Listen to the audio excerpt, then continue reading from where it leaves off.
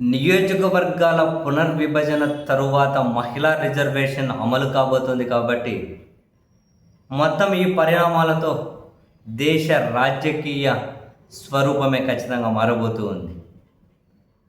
మన రాష్ట్రంలో మన నియోజకవర్గం దగ్గర నుండి దేశంలోనే మరో మూల ఉన్న నియోజకవర్గం వరకు మధ్యలో చాలామంది ప్రస్తుతం మన నాయకులు వేర్వేరు నియోజకవర్గాల కోసం పరుగులు తీయాల్సిన అవసరం ఒకటి ఉంది.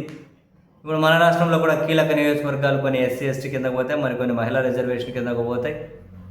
మరి కీలక నాయకులు ప్రస్తుతం ఎవరైతే చాలా కాలం నుంచి ప్రాతినిధ్యం వహిస్తూ ఉన్నారో వాళ్ళందరూ వేరే నియోజకవర్గాలు వెతుక్కోవాల్సి ఉంటుంది. అక్కడ పోటీ అసలు ఊహించని రీతిలో ఉండొచ్చు.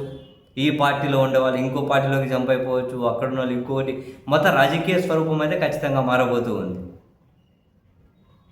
అండ్ అదే సమయంలోనే కొన్ని కీలక ఛాలెంజెస్ కూడా ఎదుర్కోవాల్సి ఉంటుందేమో. ప్రస్తుతం మనం సర్పంచ్ రిలేటెడ్ అటువంటి దగ్గర చూస్తూ ఉంటాం, లేదు ఎమ్మెల్యే ఎంపీ నియోజకవర్గం వరకు మనం చూస్తూ ఉంటాం. ఏమని మహిళలను ముందు పెట్టి వెనకల వాళ్ళ భర్త అన్నో తండ్రి ఎవరో నడిపిస్తూ ఉంటారు. ఇప్పుడు అది ఇక్కడి నుంచి దేశం వరకు వాకిపోవచ్చు, దేశం వరకు అదే జరిగిపోతుందేమో. అండ్ కొందరు కీలక వ్యక్తులు వాళ్ళ నియోజకవర్గాలు కోల్పోతారు కాబట్టి మహిళా రిజర్వేషన్ వల్ల కోల్పోకుండా అక్కడ వాళ్ళు ఎవరిని తీసుకొస్తారు, భార్యనో అక్కనో చెల్లినో కూతురునో తల్లినో ఎవరినో అని తీసుకొని వస్తారు, వెనకుండి వాళ్ళే నడిపిస్తారు. ఇలాంటి ఫ్రాక్సీ రిప్రజెంటేషన్ కూడా పెరగవచ్చు, ఇలాంటి ఫ్రాక్సీ రిప్రజెంటేషన్. అండ్ ఎక్కువ మంది మహిళా నాయకురాళ్ళు ముందుకు రావాలి, అవసరం ఖచ్చితంగా రాజ్యాంగబద్ధంగా ఏర్పడుతుంది. కాబట్టి ఎంత సమర్థవంతమైన నాయకత్వాన్ని రాష్ట్రమో దేశమో ఓవరాల్గా సమాజం తయారు చేసుకోగలుగుతుంది అనేది అత్యంత కీలకం. మహిళలకు సమానత్వం, వాళ్ళకి రిజర్వేషన్ని మనం స్వాగతించిన ఈ నాయకత్వంలో కొన్ని ఛాలెంజెస్ ఉన్నాయి. అవి ఓవర్కమ్ చేయాలి అంటే ఓవరాల్ సిస్టంలో కొన్ని మార్పులు కావాలేమో. మొదట చైల్డ్ కేర్ నుంచి స్టార్ట్ అవ్వాలి, చాలా కీలకం. చైల్డ్ కేర్ నుంచి స్టార్ట్ అవ్వాలి. అదేమి ఇవే మాషామాషిగా కొట్టిపడేసే విషయాలు కాదు. అండ్ శిక్షణ కూడా అవసరమేమో.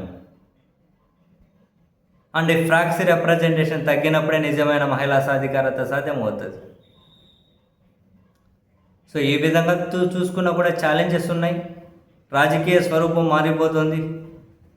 చాలా కాలం నుంచి అంటిపెట్టుకున్న వాళ్ళ రాజకీయాల నుంచి తప్పుకోవాల్సిన అవసరం అయితే ఖచ్చితంగా వస్తుంది.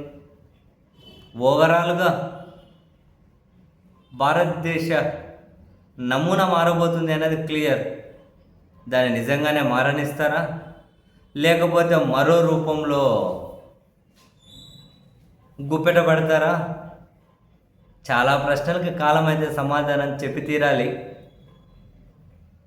మరి ఎలా ఉండబోతుంది, ఏం జరగబోతుంది చూద్దాం.